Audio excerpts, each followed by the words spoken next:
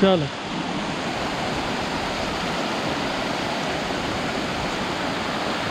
ऊपर लिखा है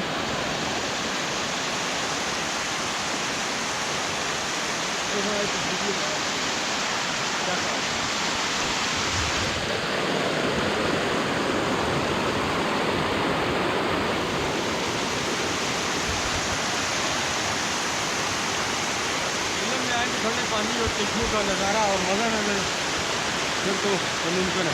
तो पीछे देखिए कैसा बहता हुआ चश्मा आ रहा है, कुदरती चश्मा पहाड़ियों से आ रहा है ऊपर से, और उसको एंजॉय करें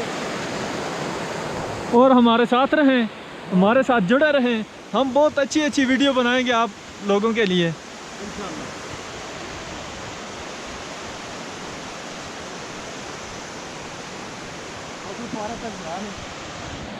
1 मिनट भी हो गया।